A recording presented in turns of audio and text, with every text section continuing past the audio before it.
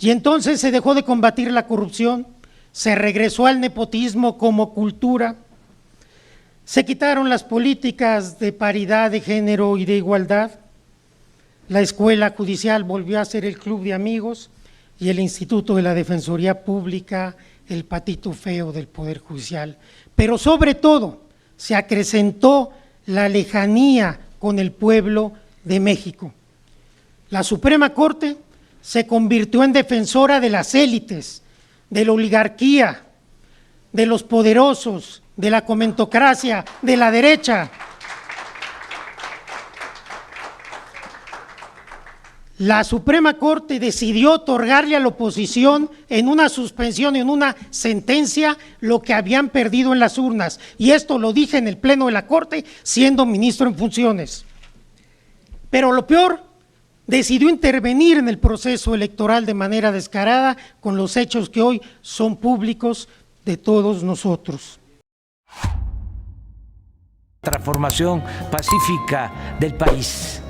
Continuando reportando lo que sucedió el día de hoy desde la Cámara de Diputados, hasta el final tuvo su participación la ministra presidenta de la Suprema Corte de Justicia, Norma Piña, y salió a rogar de que se vaya más despacio con el tema de la reforma al Poder Judicial, que se vaya con celeridad, y así pues llegó también Arturo Saldívar a cerrar esta participación. Estuvo como invitado el exministro de la Suprema Corte de Justicia y también presidente, y la pone en su lugar. Vamos a escucharlo, mis estimados amigas y amigos pregoneros, aunque se queje, aunque no quiere que vaya tan rápido todos estos temas, porque así iniciaron estos diálogos ya el día de hoy desde la Cámara de Diputados con todos los ministros, ministras presentes, autoridades, el Poder Legislativo. Esta unión de poderes en un día histórico, mis estimados peruanos, pues no le salió a Norma Piña y Arturo Saldívar la pone en su lugar. Vamos a escucharlo.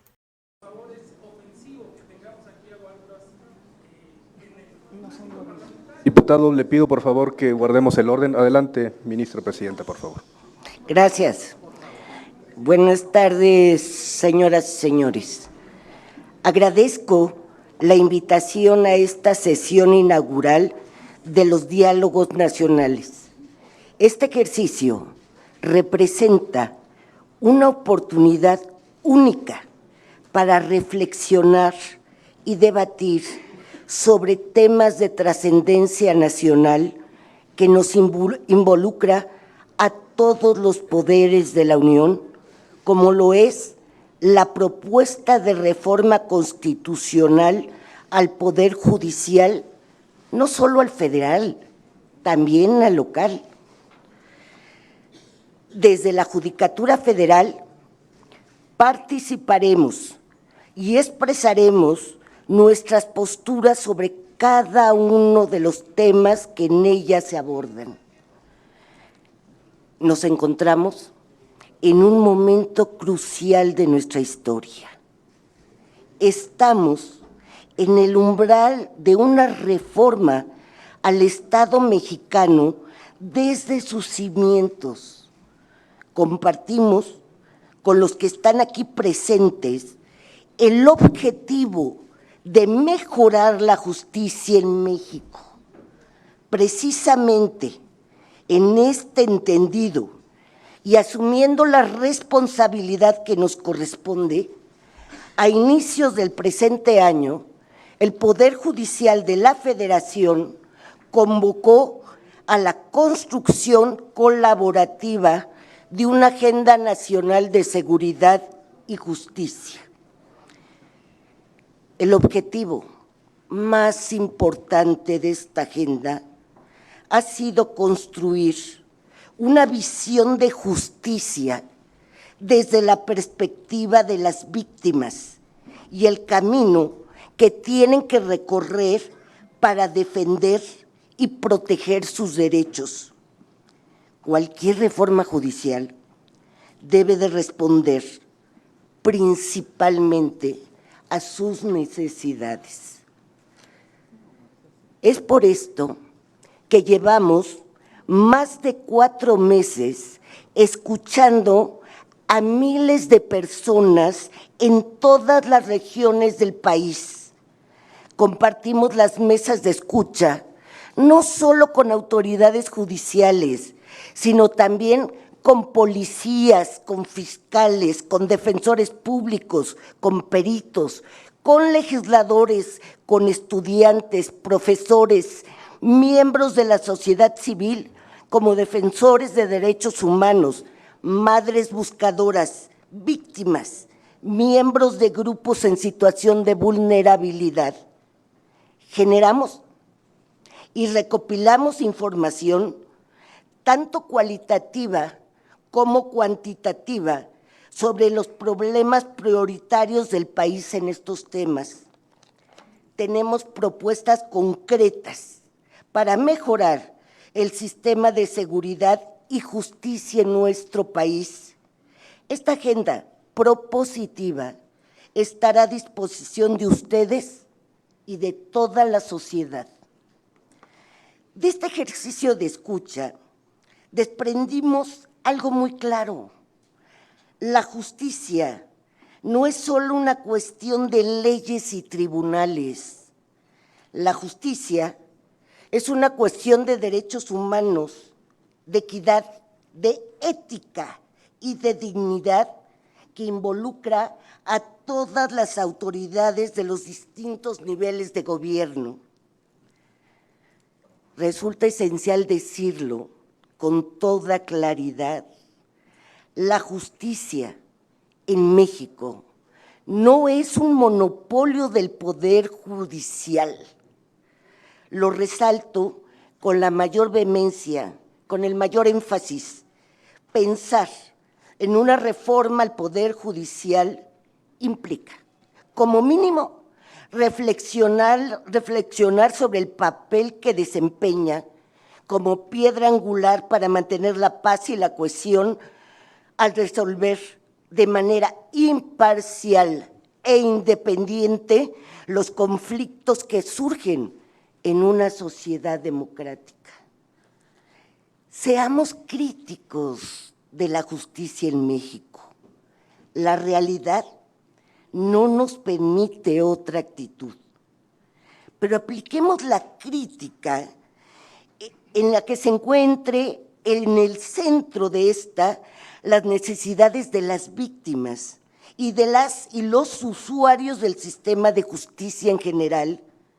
Critiquemos partiendo de la verdad, de los datos ciertos, de las cifras correctas valoradas en su contexto. Critiquemos con honestidad, critiquemos con responsabilidad de Estado. Estamos convencidos de que escuchar es la práctica clave para proponer un cambio.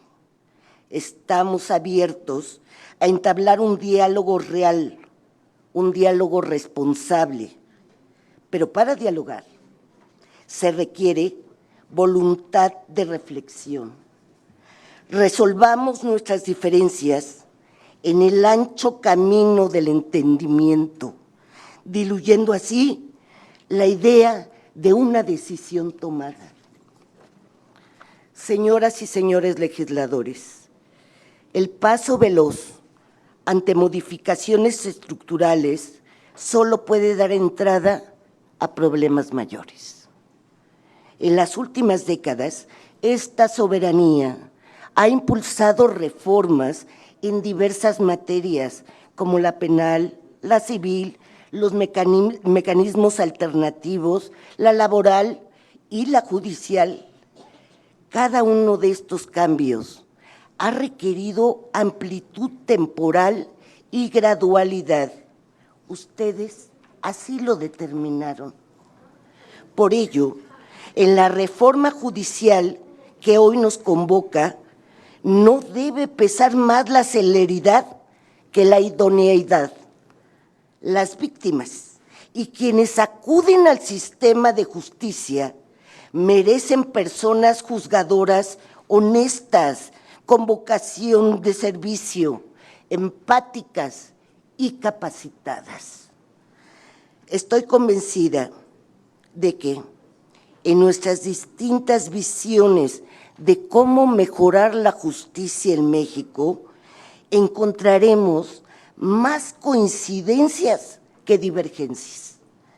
Dialoguemos y construyamos sobre aquello que no admite división, los derechos y las libertades de las y los mexicanos. Muchas gracias. Muchas gracias, ministra presidenta. Vamos ahora a escuchar al expresidente de la Suprema Corte de Justicia de la Nación, Arturo Saldívar. Adelante, expresidente. Buenas noches. Buenas noches. Agradezco a los diputados Ignacio Mier y Juan Ramiro Robledo su amable invitación. Cada vez que se hace una crítica al Poder Judicial, se habla de independencia judicial y de autonomía, como si estos conceptos fueran valores en sí mismos, como si fueran conceptos etéreos y no garantías instrumentales para la justicia. Se olvida casi siempre que la independencia judicial exige legitimación social, esto es, la confianza del pueblo, de la gente, en su aparato de justicia. Sin legitimación social, la independencia no es sino una máscara para juzgar en contra de los derechos y los intereses del pueblo. La legitimidad social en la justicia de México está rota desde hace mucho tiempo, pero quizás nunca ha estado en peor situación que ahora. Si preguntamos a la gente, que lo hicimos en los diálogos por la transformación, 6 meses intensos, más de 400 foros, la gente te dice que tenemos una justicia elitista, una justicia que privilegia a los que tienen frente a los que no tienen, que maltrata a las mujeres, que castiga la pobreza y no la delincuencia, y que no tiene legitimación social.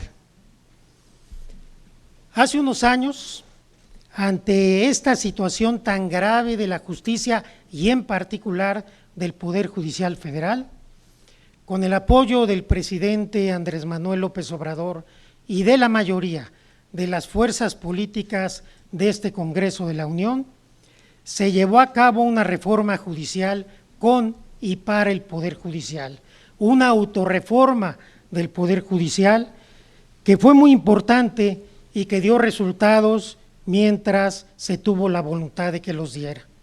Se combatió como nunca la corrupción, se desarticuló el nepotismo, se previno y se castigó el acoso sexual, generamos una justicia digital completa, tuvimos una escuela profesional, judicial profesional, con una nueva carrera judicial, se generó un auténtico instituto de la defensa pública y lo más importante, se generó una política de igualdad y paridad de género.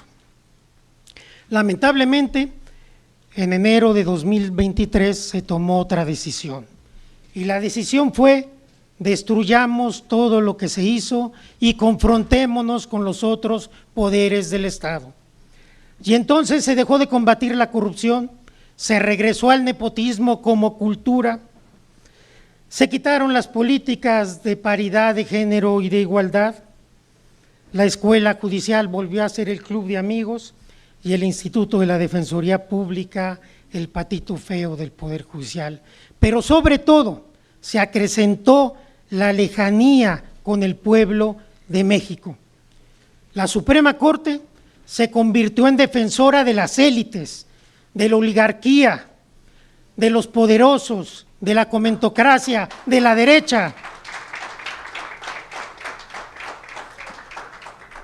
La Suprema Corte decidió otorgarle a la oposición en una suspensión, en una sentencia, lo que habían perdido en las urnas. Y esto lo dije en el Pleno de la Corte, siendo ministro en funciones. Pero lo peor, decidió intervenir en el proceso electoral de manera descarada con los hechos que hoy son públicos de todos nosotros. ¿Cómo se hizo todo esto? Con la máscara de la supuesta independencia judicial. Somos independientes y podemos hacer lo que queramos y no tenemos que darle explicaciones a nadie. Pero olvidaron que el pueblo no es tonto. Y el pasado 2 de junio, el pueblo mandó un mensaje contundente de que se requiere una profunda reforma judicial y que requerimos una justicia diferente. Casi 36 millones de votos le dijeron a los ministros y a las ministras: no más injusticia, ya basta. Queremos un poder judicial sensible, cercano a la gente, con humanismo y fundamentalmente un poder judicial más democrático. Tenemos hoy un claro mandato popular que no podemos traicionar. Más de 35 millones de mexicanos y mexicanas, casi 36 millones de votos, votaron por el Plan C y porque las mexicanas y mexicanos elijamos a nuestros jueces y juezas en las urnas mediante el voto popular. La justicia no es un privilegio, la justicia es un derecho. Devolvamos la justicia a quien le pertenece, al pueblo de México, para que por fin sea una realidad la máxima de todos los derechos para todas las personas. Muchas gracias. Muchas gracias, ministro. Presidente Juan Ramiro, un mensaje final, por favor. Muchísimas gracias.